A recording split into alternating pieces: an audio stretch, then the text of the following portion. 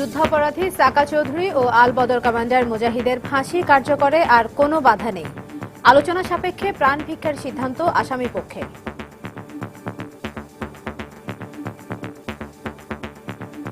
উনি ক্ষমা না চেলেও রাষ্ট্র যদি ইচ্ছা করে, সরকার যদি ইচ্ছা করে, তাহলে তার দণ্ডাদেশ কমাতে পারে, মকুব করতে পারে। বিচারের জন্য যে প্রক্রিয়া শুরু হয়েছিল সেই প্রক্রিয়া আজকে রিভিউ পিটিশন খারিজের মাধ্যমে তার পরিসমাপ্তি ঘটল। দেশ জুড়ে উল্লাস।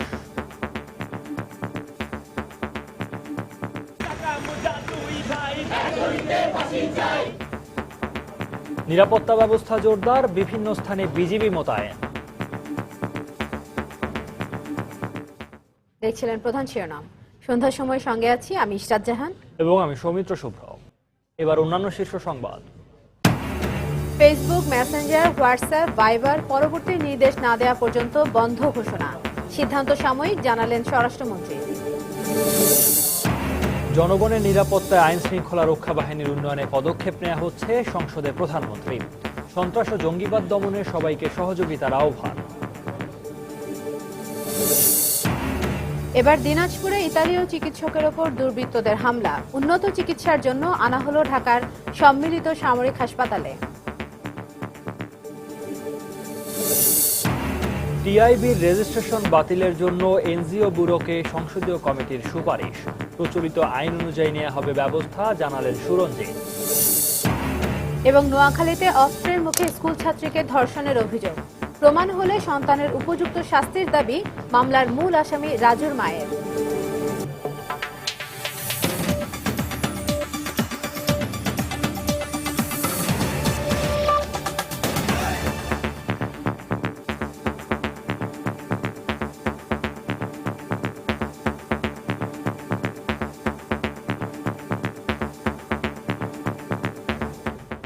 মুক্তিযুদ্ধের সময় নানা ঘৃণ্য অপরাধকারী জামায়াত নেতা আল বদর কমান্ডার আলী হাসান মোহাম্মদ মুজাহিদের রিভিউ আবেদনের রায়ে বহাল রাখা হয়েছে ফাঁসির আদেশ।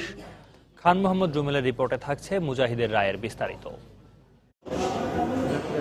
জামায়াতের সেক্রেটারি জেনারেল ও ৭১-এর মহান মুক্তিযুদ্ধকালীন সময়ে আল বদর কমান্ডার আলী হাসান মোহাম্মদ মুজাহিদের রিভিউ রায় ঘোষণার পূর্ব নির্ধারিত তারিখ ছিল বুধবার। কড়া নিরাপত্তার চাদরে ঢাকা সুপ্রিম কোর্টে প্রধান বিচারপতির নেতৃত্বে ৫ সদস্যের বেঞ্চ বেলা 11:30টায় এজলাসে বসে মিনিট দুয়েক সময় নিয়ে জানিয়ে দেন রিভিউ খারিজের কথা। এর ফলে আপিল বিভাগের দেয়া মৃত্যুদণ্ডের রায় বহাল থাকলো আল বদর কমান্ডার মুজাহিদের।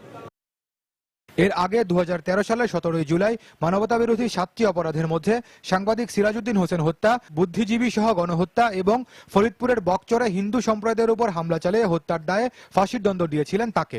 এই রায়ের বিরুদ্ধে আপিল করলে সিরাজউদ্দিন হত্যা থেকে খালাস এবং বকচর গণহত্যার সাজা কমিয়ে যাবজ্জীবন সাজা দিলেও বুদ্ধিজীবী হত্যার দায়ে মৃত্যুদণ্ড বহাল রেখেছিলেন আপিল আদালত।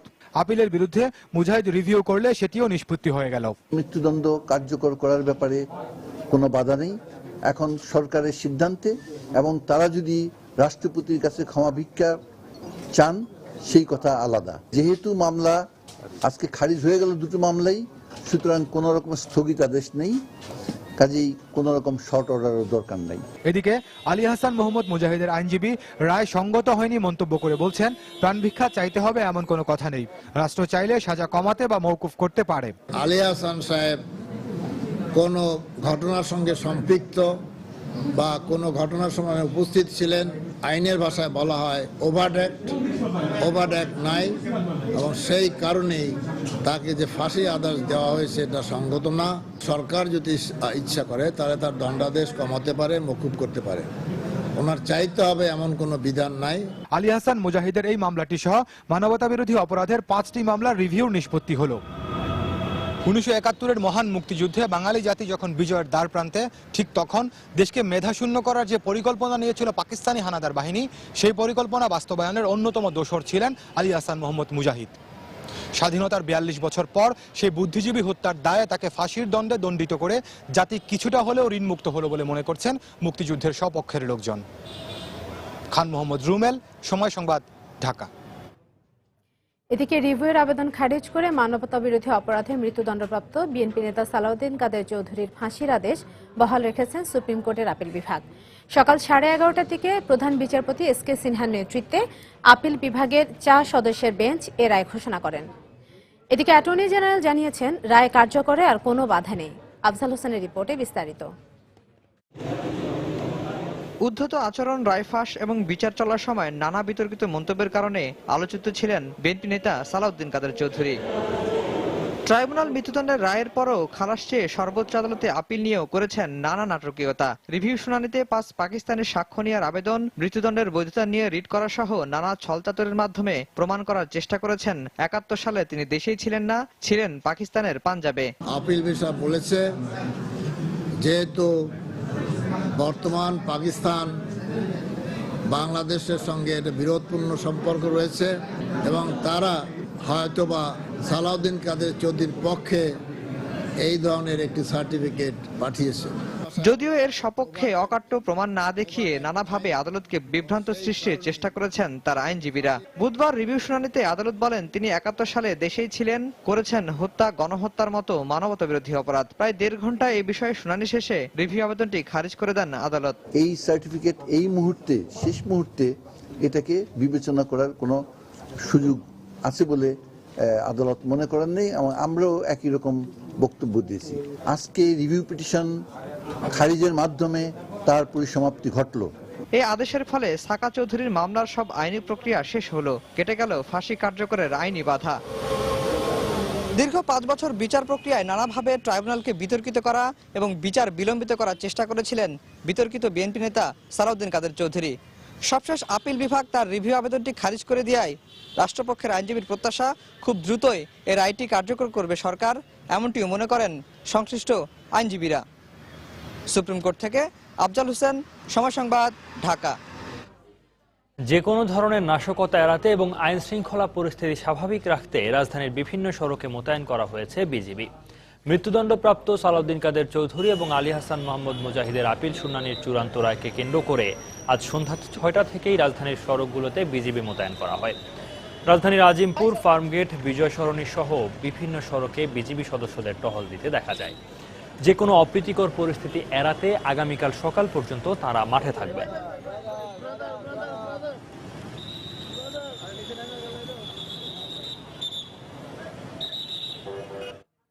শীর্ষ মানবতা বিরোধী অপরাধী সালাউদ্দিন কাদের চৌধুরী ও আলী হাসান মোহাম্মদ মুজাহিদের ফাঁসির রায় বহাল থাকায় সন্তোষ প্রকাশ করেছে গণজাগরণ মঞ্চ। রায় ঘোষণার সঙ্গে সঙ্গে শাহবাগ জাতীয় জাদুঘরের সামনে আনন্দ উল্লাসে মেতে ওঠেন গণজাগরণ মঞ্চের কর্মীরা। পরে তারা সেখান থেকে আনন্দ মিছিল নিয়ে টিএসসি ঘুরে আবার শাহবাগে এসে শেষ করেন। এ সময় বিজয়ের মাস শুরুর আগে সালাউদ্দিন কাদের ও মুজাহিদের রায় কার্যকর করে দেশকে কলঙ্কমুক্ত করার দাবি জানান মঞ্চের মুখপাত্র। তাই ফাঁসির আদেশ বহাল রাখার মধ্য দিয়ে 16 কোটি মানুষের কাঙ্ক্ষিত চাওয়া পূর্ণ হয়েছে বলেও মন্তব্য করেন তিনি।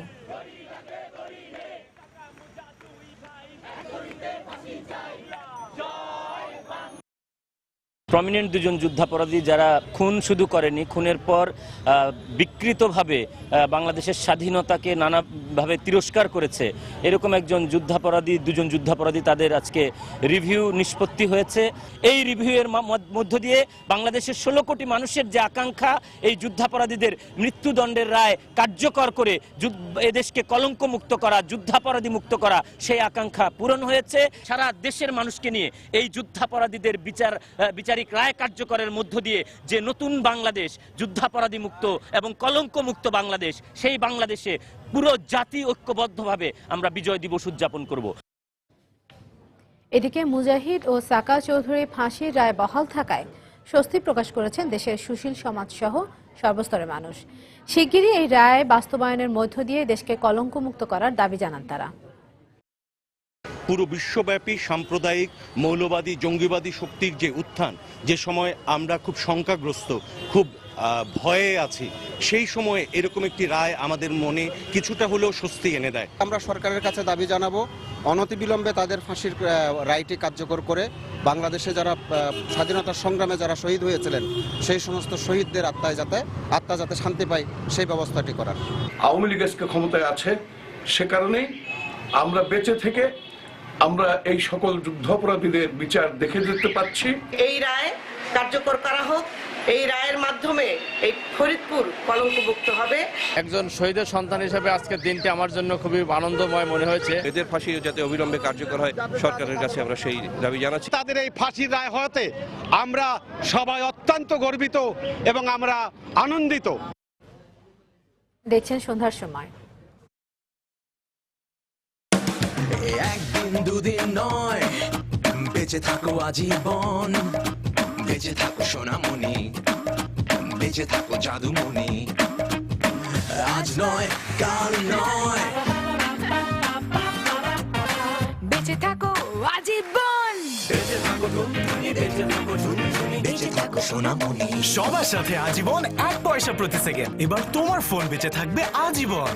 এয়ারটেল, দেশের সেরা স্মার্টফোন নেটওয়ার্ক। পরবর্তী নির্দেশ না দেয়া পর্যন্ত দেশে সামাজিক যোগাযোগ মাধ্যম ফেসবুক, ভাইবার, হোয়াটসঅ্যাপ ও মেসেঞ্জার বন্ধ করে দিয়েছে বাংলাদেশ টেলিযোগাযোগ নিয়ন্ত্রণ কমিশন বিটিআরসি। এছাড়া রায় ঘোষণার পরপর প্রায় 1.5 ঘন্টার জন্য পুরো দেশে ইন্টারনেট সেবা বন্ধ রাখা হয়। সাধারণ মানুষ এই সিদ্ধান্তকে স্বাগত না জানালেও বিশেষজ্ঞরা বলছেন সাময়িক অসুবিধা হলেও নিরাপত্তার কারণে সরকার এ ধরনের ব্যবস্থা নিতেই পারে। মুক্তিযুদ্ধের সময় মানবতা বিরোধী অপরাধের দায়ে বিএনপি নেতা সালাউদ্দিন কাদের চৌধুরী ও জামাত নেতা আলী আহসান মুজাহিদের চূড়ান্ত রায়ে ফাঁসি বহাল রাখার ঘোষণার পরপরই দেশে 4টি সামাজিক যোগাযোগ মাধ্যম বন্ধ করে দেয় বিটিআরসি। এর কিছুক্ষণ পরই হঠাৎ করে 1.5 ঘন্টার জন্য বন্ধ হয়ে যায় পুরো ইন্টারনেট সেবা। মূলত নিরাপত্তাজনিত কারণে আইন শৃঙ্খলা বাহিনীর অনুরোধেই বিটিআরসি এ নির্দেশনা জারি করে। তবে পূর্ব ঘোষণা ছাড়াই এ ধরনের সিদ্ধান্তের ফলে বিড়ম্বনায় পড়তে হয় সাধারণ মানুষকে। আমরা ফ্রেন্ডের কাছে যদি আমাদের কোনো কিছু দরকার হয় তো আমরা হোয়াটসঅ্যাপে বলি যে মেসেজ দিই। কোন একটা ক্লাস আমি করতে পারিনি, ক্লাস লেকচারটা আমার নেওয়া হয়নি, তো তখন আমরা কি বলি যে হ্যাঁ ছবিটা তুলে মেসেঞ্জারে পাঠায় দে, যাতে আমি ওটা নিয়ে পড়ে নিতে পারি। বিশেষজ্ঞদের মতে ব্যবসা বাণিজ্য, অফিস আদালত সহ দেশের অনেক কিছুই এসব ইন্টারনেট সেবার উপর নির্ভরশীল হলেও নিরাপত্তার বৃহৎ স্বার্থে তা মেনে নেওয়া উচিত সাধারণ মানুষকে। পাশাপাশি নিরাপত্তার বিকল্প ব্যবস্থা চালু করে দ্রুত এসব সেবা খুলে দেওয়ার তাগিদ দেন তারা। বৃহত্তর অর্থে যাতে পপুলার যে বিষয়গুলো সবসময় অধিকাংশ মানুষ ব্যবহার করে, সেগুলোকে ব্যবহার করে যেন অপরাধী চক্র কোনো ধরনের নাশকতামূলক ঘটনা ঘটাতে না পারে, এই সমস্ত কনটেক্সটে এগুলোকে বন্ধ না করে সেগুলোকে মনিটর করে যে অপরাধীরা যেন ইউজ করতে না পারে সেই দিকে সচেষ্ট হওয়াটাই আসলে আমি মনে করি সেদিকেই সচেষ্ট হওয়া উচিত আমাদের। মানে যেহেতু কমিউনিকেশনটা বন্ধ আছে, তাদেরকে অল্টারনেটিভ মিডিয়া ইউজ করতে হবে, হয়তো টেলিফোন লাইন ইউজ করতে হবে বা SMS ইউজ করতে হবে। ওগুলা কিন্তু মোর মনিটর করা যায়, গভর্নমেন্টের কাছে টুলস আছে ওগুলো মনিটর করার জন্য, রাইট? গভর্নমেন্ট তার জনগণের স্বার্থ বা নিরাপত্তা রাখার জন্য সে ডিসিশনটা নিতেই পারে। মানে আমার জনগণ আগে, সেফটি ফার্স্ট। এর আগে বিএনপি জামাতের অবরোধ কর্মসূচির সময়ও 5টি সামাজিক যোগাযোগ মাধ্যমকে নিরাপত্তার কারণ দেখিয়ে সাময়িক বন্ধ করে দেওয়া হয়েছিল। মাহমুদ রাকিব, সময় সংবাদ, ঢাকা। সালাউদ্দিন কাদের চৌধুরী ও মুজাহিদের রায় কার্যকরকে কেন্দ্র করে যে কোনো অস্থিতিশীল পরিস্থিতি ঠেকানোর পাশাপাশি দেশের নিরাপত্তার স্বার্থেই ইন্টারনেটের কয়েকটি সেবা সাময়িক বন্ধ রাখা হয়েছে বলে জানিয়েছেন স্বরাষ্ট্রমন্ত্রী আসাদুজ্জামান খান কামাল। দুপুরে সচিবালয়ে সাংবাদিকদের তিনি কথা বলেন। এদিকে আদালতের রায়ের কপি কারাগারে আসার পরই আইন অনুযায়ী রায় কার্যকর হবে বলেও জানান স্বরাষ্ট্রমন্ত্রী। আমরা দেশকে স্থিতিশীল রাখার জন্য, আমরা শান্ত রাখার জন্য, আমরা নিরাপত্তার খাতিরে এটা ব্যবস্থা গ্রহণ করা হয়েছে। এটা যেই মন্ত্রণালয় তারাই বলতে পারবেন কবে কতক্ষণের জন্য বন্ধ করা হয়েছে। তবে আমি একটু বুঝি যে এটা বিশেষ কারণেই এটা স্থগিত রয়েছে। যুদ্ধাপরাধীদের বিচার এর কার্যকারিতা যেভাবে আমাদেরকে আইন নির্দেশনা আছে সেইভাবেই এটা হবে। সন্ধ্যার সময় আরো থাকছে প্যারিসে আবারও গোলাগুলি, এবার সন্দেহভাজন সন্ত্রাসী ধরার সময় আত্মঘাতী বোমার বিস্ফোরণ, হামলাকারী সহ নিহত 2, আটক 7।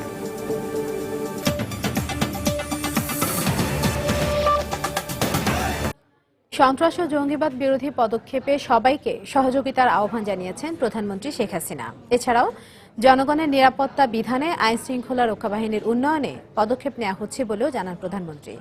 বিকেলে জাতীয় সংসদ অধিবেশনের প্রশ্নোত্তর পর্বে প্রধানমন্ত্রী এসব কথা বলেন। সন্ত্রাস ও জঙ্গিবাদ বিরোধী যে পদক্ষেপ আমরা নিয়েছি সেখানে প্রত্যেকটা মানুষের সহযোগিতা প্রয়োজন এবং যারা সন্ত্রাস ও জঙ্গিবাদের সাথে জড়িত তাদেরকে ধরিয়ে দেওয়া আইনের হাতে সোপর্দ করা এবং তাদের উপযুক্ত শাস্তি দেওয়া। জনগণের নিরাপত্তা বিধানের জন্য আমাদের যেমন পুলিশ বাহিনীকে আমরা আরও শক্তিশালী করছি, তার সংখ্যা বাড়াচ্ছি। আমাদের অন্যান্য আইন শৃঙ্খলা রক্ষাকারী সংস্থাগুলি তাদেরকে উপযুক্ত ট্রেনিং দেওয়া এবং তাদের শক্তিশালী করা। প্রত্যেক একেবারে ইউনিয়ন উপজেলা পর্যায় পর্যন্ত আইন শৃঙ্খলা যাতে উন্নত হয় তার জন্য আমরা কমিটি ইতিমধ্যে করেছি।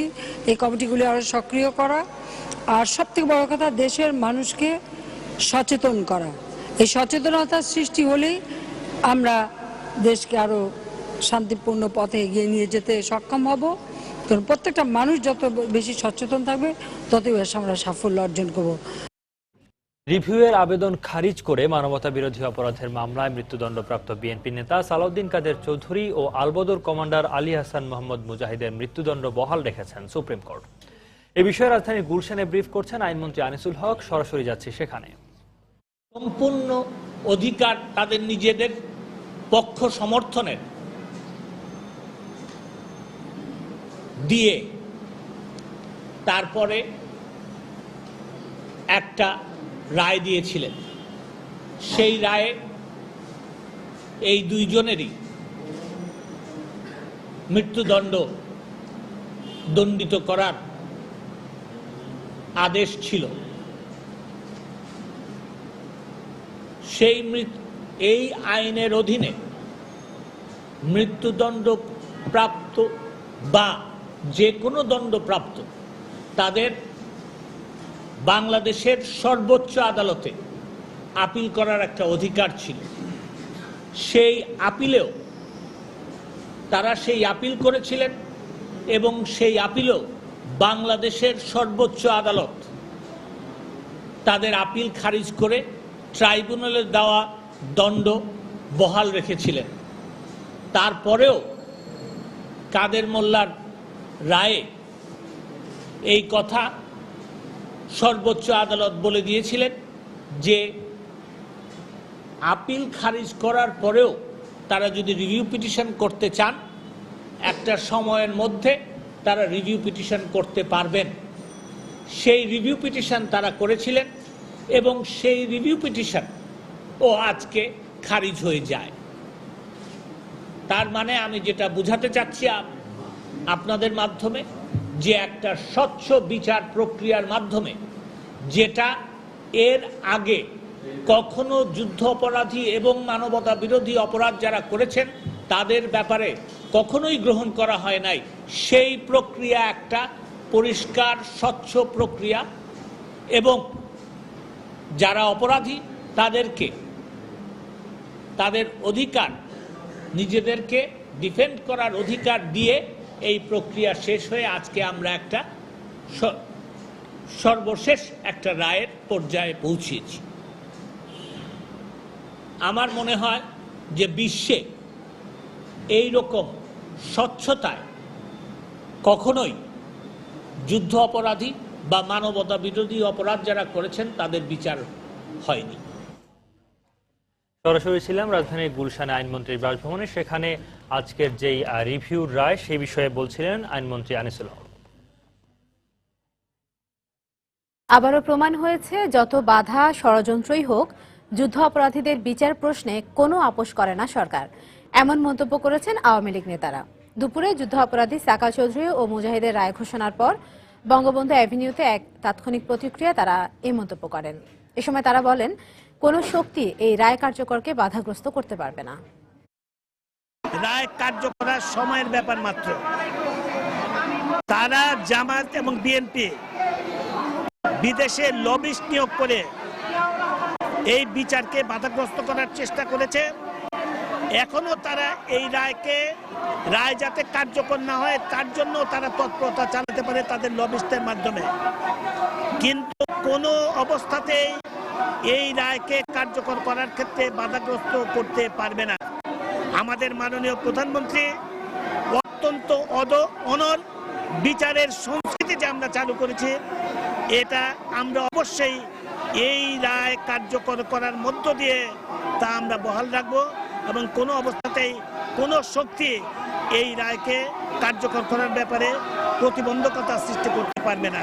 সকল বাধা বিপত্তি, বিদেশি লবিস্ট, ষড়যন্ত্র, মানুষ হত্যা, সকল অপকর্মের মধ্য দিয়ে তাদের এই বিচারের রায় ঠেকাতে পারে নাই।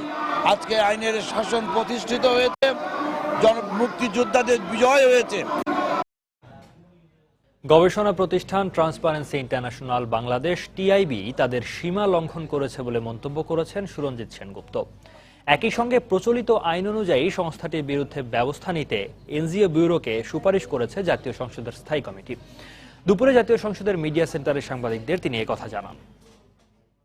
রাষ্ট্র বা রাষ্ট্রীয় বা সাংবিধানিক প্রতিষ্ঠান সম্বন্ধে কেউ যদি কিছু বলে যেটা মানহানিকর, বিদ্বেষমূলক, জনগণে হেয় প্রতিপন্ন হয়, কিছু না রেজিস্ট্রেশন বাতিল করে দিলেই হলো, তারপর যা ইচ্ছা করো। বাংলাদেশ অর্থনৈতিক অঞ্চল সংশোধন বিল 2015-এর উপরে আলোচনা ও রিপোর্ট, এটা নিয়ে 100টি অঞ্চলে বাংলাদেশ বিভক্ত হবে, সব জায়গায় শিল্প কলকারখানা অবকাঠামো তৈরি করা হবে। এটা রাষ্ট্র টু রাষ্ট্র হতে পারে, ইন্ডিভিজুয়াল টু রাষ্ট্র হতে পারে, কোম্পানি টু কোম্পানি হতে পারে। রাষ্ট্রপতির অবসর ভাতা, আনুতোষিক অন্যান্য সুবিধা বিল 2015-এর উপর আলোচনা ও রিপোর্ট প্রদান। অসাংবিধানিক রাষ্ট্রপতি যারা, তারা এই সুবিধা পাবেন। বৈদেশিক অনুদান, স্বেচ্ছাসেবকমূলক কার্যক্রম রেগুলেশন বিল। রংপুরের পর এবার দিনাজপুরে হামলা হলো আরেক বিদেশি নাগরিকের উপর। শহরের বিআরটিসি বাস ডিপোর সামনের সড়কে পিয়েরো পারোলারি নামে 65 বছর বয়সী এক ইতালিয়ান চিকিৎসককে পেছন থেকে গুলি করা হয়। এদিকে গুলিবিদ্ধ পিয়েরোকে উন্নত চিকিৎসার জন্য ঢাকার সম্মিলিত সামরিক হাসপাতাল সিএমএইচে আনা হয়েছে। এই ঘটনায় জেলা জামায়াতের সেক্রেটারি মাহবুবুর রহমান ভুট্টোকে আটক করেছে পুলিশ। দিনাজপুর থেকে গোলাম নবী দুলালের পাঠানো তথ্য ও মনজিদ আলম শিমুলের ছবি নিয়ে ডেস্ক রিপোর্ট। স্থানীয়রা জানায় সকাল 8:45-টার দিকে সাইকেলে চড়ে কর্মস্থলে যাচ্ছিলেন ইতালিয়ান নাগরিক পিয়েরে পারোলারি। এই সময় দিনাজপুরের মির্জাপুর বাস স্ট্যান্ডে হঠাৎ করেই তার উপর হামলা করে দুর্বৃত্তরা। মোটরসাইকেলে 3 জন আসছেন আমাদের বিআরটিসি কাউন্টারের সামনে। একজন আচমকা মোটরসাইকেল থেকে নামে পিছন থেকে গুলি করে দিয়ে পার হয়ে গেছেন। গুলি করছে, ঘুষি মারছে, আর উনি পড়ে গেছেন, তারপর ওনারা পালায় গেছে। তাৎক্ষণিকভাবে স্থানীয়রা তাকে উদ্ধার করে দিনাজপুর মেডিকেল কলেজ হাসপাতালে ভর্তি করেন। খবর পেয়ে সেখানে ছুটে আসেন পিয়েরে পারোলারির সহকর্মীরা। কেবল দেখলাম যে ভিতরে গেল, এখন কি আছে আমি জানি না, কি হয়েছে বলতে পারি না, জানাইলো আসলাম দেখতে। যারা বিভিন্ন জায়গা থেকে রোগী নিয়ে আসেন, তাহলে ওনাদেরকে উনি দেখাশোনা করেন আর আমাকে রিপোর্ট দেন যে রোগীর এই অবস্থা। চিকিৎসকরা জানান ডাক্তার পিয়েরের ঘাড়ের পেছন দিকে মারাত্মক জখম রয়েছে। নিশ্চিত করে এখনই কিছু বলা সম্ভব নয়। রোগীর সার্বিক অবস্থা 48 ঘন্টা আগে বলা মুশকিল, কারণ তার হেড ইনজুরি আছে। ঠিক আছে, হেড ইনজুরি পেশেন্ট 48 ঘন্টা আগে বলা মুশকিল। আমাদের এখন মনে হচ্ছে যে এটা বুলেট ইনজুরি। এদিকে খবর পেয়ে ঘটনাস্থল পরিদর্শন করেছেন জেলা প্রশাসক ও জেলার পুলিশ সুপার। দিনাজপুর জেলা আইন শৃঙ্খলা পরিস্থিতি, আসামিদেরকে ধরার চেষ্টা করা হচ্ছে। শহরে বিজিবি মোতায়েন করা হয়েছে। আহত পিয়েরে দিনাজপুরের সুইহারি নোভারা মিশনে 35 বছর ধরে বিশেষজ্ঞ চিকিৎসক হিসেবে সেবা দিয়ে আসছেন। এছাড়া দীর্ঘ 22 বছর ধরে সেন্ট ভিনসেন্ট হাসপাতালে কর্মরত রয়েছেন তিনি। সময় সংবাদ, দিনাজপুর।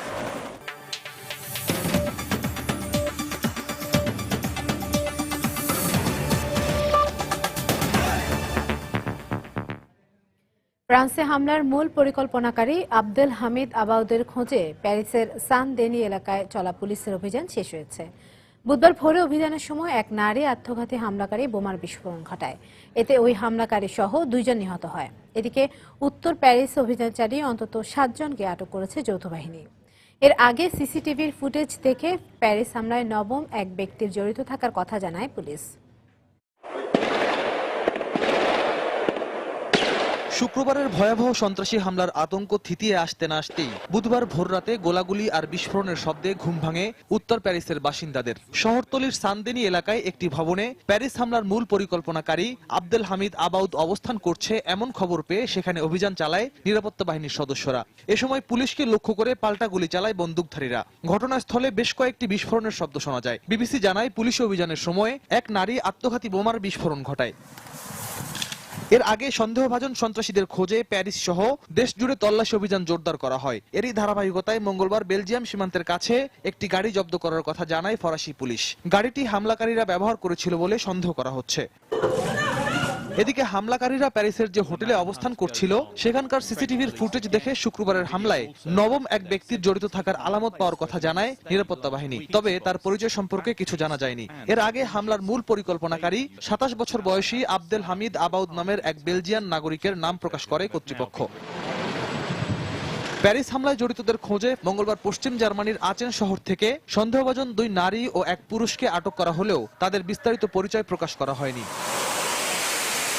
এদিকে প্যারিসে হামলার পর ফরাসি কর্তৃপক্ষ আইএস বিরোধী অভিযান জোরদার করায় ভবিষ্যতে ফ্রান্সে আরো হামলা চালানোর হুমকি দিয়ে নতুন একটি ভিডিও প্রকাশ করেছে আইএস। ভিডিওতে ফরাসি ভাষায় এক যুবককে আইএস এর বিরুদ্ধে ফরাসি অভিযান বন্ধ না হওয়া পর্যন্ত প্রতিশোধমূলক হামলা চালিয়ে যাওয়ার হুমকি দিতে দেখা যায়। রিয়াদুল ইসলাম, সময় সংবাদ।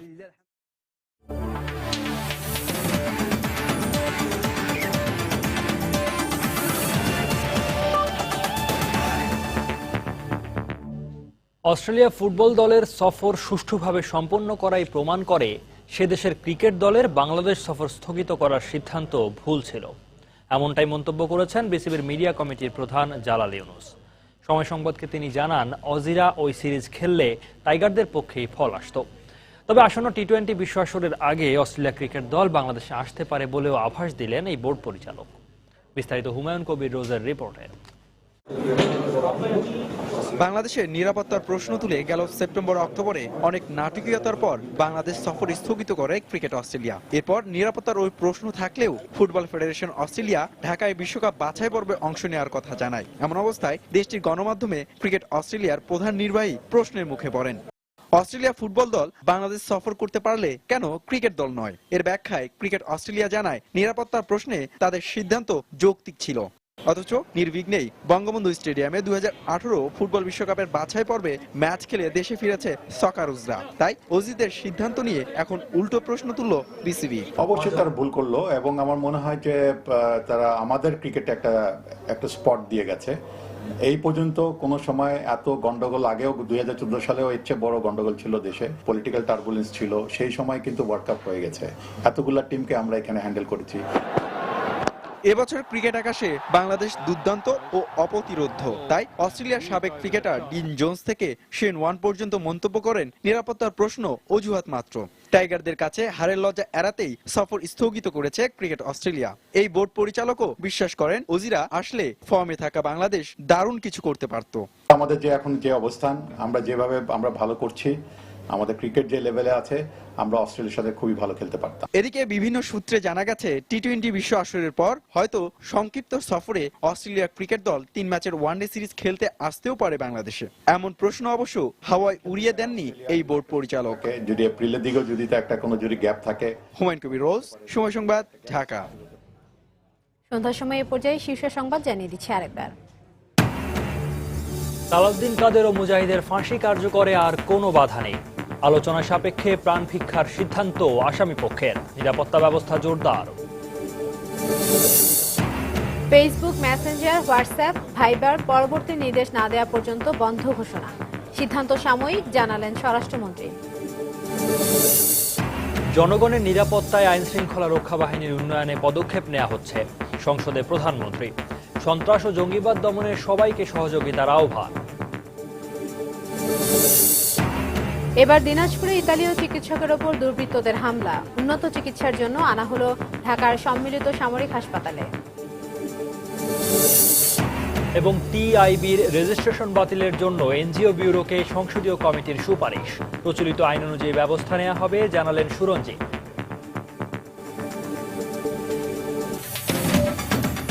দর্শক, এই ছিল সন্ধ্যার সময়। যে কোনো খবর পেতে ভিজিট করুন সময়নিউজ.tv। সঙ্গে থাকুন সময়।